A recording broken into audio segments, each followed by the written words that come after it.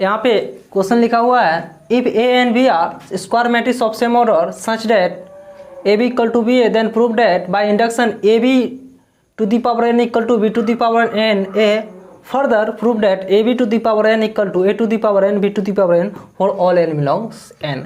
बोल रहा है कि मेरे को दो स्क्वायर मैट्रिक्स दिया हुआ है A and B are two square matrix जिसका ऑर्डर सेम है, तो मेरे को प्रूव करने के लिए कह रहा है इंडक्शन का प्रयोग करके, जहाँ पे A B equal to B भी दे दिया है और बोल रहा है कि प्रूव कीजिए इंडक्शन का प्रयोग करके इतना इक्वल टू इतना हो एंड इतना इक्वल टू इतना है। तो चलिए हम इसका सोल्यूशन देखते हैं। यहाँ पे लिखिए बाय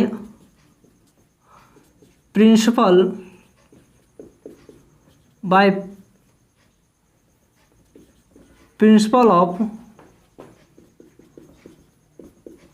मैथमेटिकल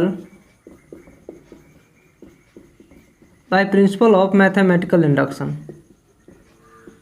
ठीक है, प्रिंसिपल ऑफ मैथमेटिकल इंडक्शन क्या करता है, सबसे पहले आप पुट कीजिए n इक्वल टू 1। पहले इस टर्म को ले लेते हैं, क्या है, कौन सा टर्म है, यहाँ पे a b to the power, मेरा टर्म दिया हुआ है a b to the power n equal to b to the power n है। ठीक है, तो प्रिंसिपल ऑफ मैथमेटिक्स इंडक्शन कहता है भाई सबसे पहले आप पुट कीजिए n equal to 1, n equal to 1 put कीजिए और देखिए कि LHS part and RHS part true है n इक्वल टू 1 के लिए या नहीं। तो हमने यहाँ पे पुट किया a b to the power 1 b to the power 1 equal to b to the power a। ठीक है, तो क्या आया, ए बी आया, ठीक है, इक्वल टू बी ए आया, तो यहाँ पे A B equal to B A दिया हुआ है, तो यहाँ से हम ए बी लिख सकते हैं। ठीक है, तो यहाँ पे लिख सकते हैं it is true for n equal to 1। ठीक है, और फिर क्या करते हैं, put n equal to k, n equal to k put करते हैं, तो A B to the power k equal to B to the power k आ रहा है, B to the power k आ रहा है। ठीक है, फिर क्या करते हैं, put n equal to k plus 1, n equal to k plus 1 put करेंगे तो क्या होगा, A B to the power k, n equal to k plus 1 यहाँ पे लिखते हैं, तो क्या होगा, A B to the power k plus 1, इसको लिख सकते हैं A B to the power k in to be लिख सकते हैं। ठीक है, और यहाँ से देखिए A B to the power k equal to कितना है, B to the power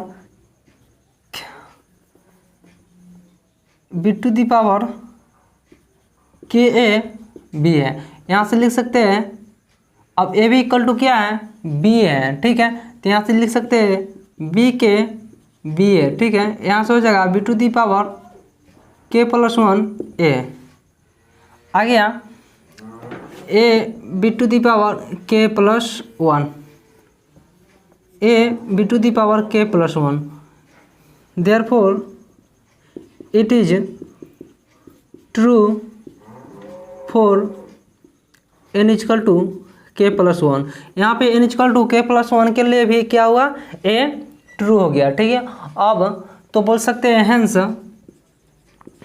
hence A B to the power n equal to A B to the power n equal to B to दी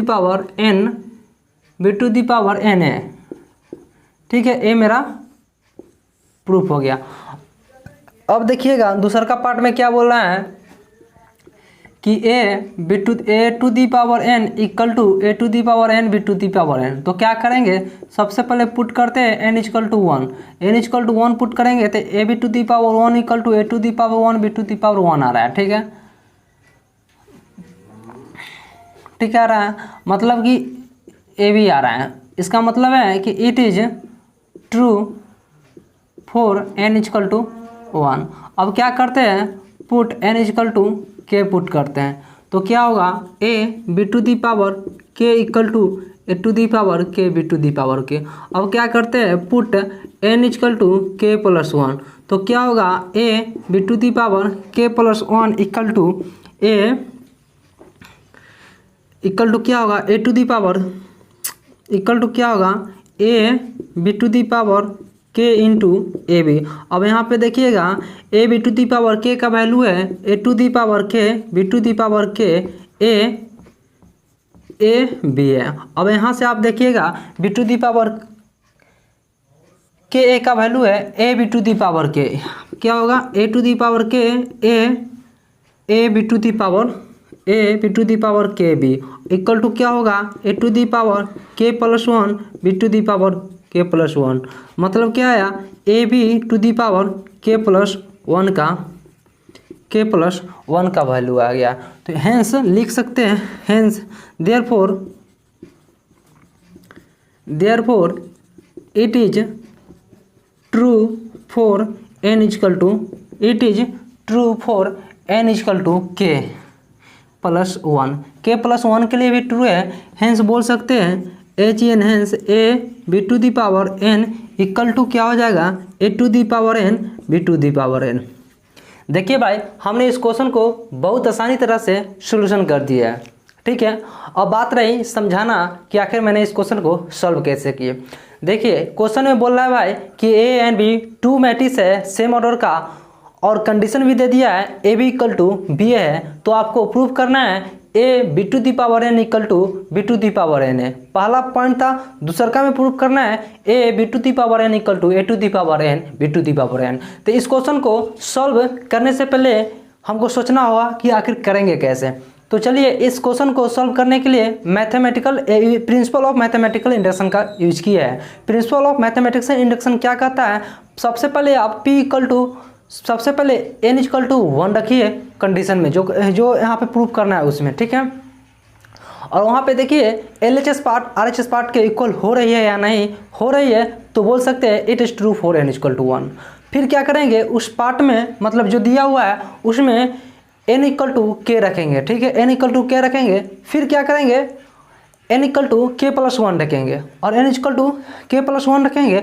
उसके बाद हम solve करेंगे। तो देखिए यहाँ पे क्या किए है, सबसे पहले n इक्वल टू वन रखे हैं। तो यहाँ पे n इक्वल टू वन रखने के बाद पता चल रहा है कि LHS पार्ट RHS पार्ट का इक्वल है। इसका मतलब है कि n इक्वल टू वन पे ट्रू है। दूसरी बात n इक्वल टू के पे हमने रखा तो मेरे को कुछ ऐसा बन गया, ठीक है। तीसरी बात n equal to k plus one रखेंगे, n equal to k plus one रखेंगे तो A B to the power k plus one को A B to the power k into B लिख सकते हैं, ठीक है। अब देखिए यहाँ पे A B to the power k का वैल्यू मेरे को कुछ निकला है, A B to the power k का वैल्यू मेरे को B k to the power ए निकला है। तो B k to the power ए लिखा तो क्या हो गया बी टू दी पावर के और ए बी इक्वल टू हम जानते हैं कि बी ए होगा, जो कि यहाँ कंडीशन दिया हुआ है तो वहाँ पे रखें। अब क्या हुआ B k to the power one k plus one A आ गया। मतलब कि ए देख रहे हैं कि it is also true for n equal to k plus one, n equal to k plus one के लिए यह भी ट्रू हो गया।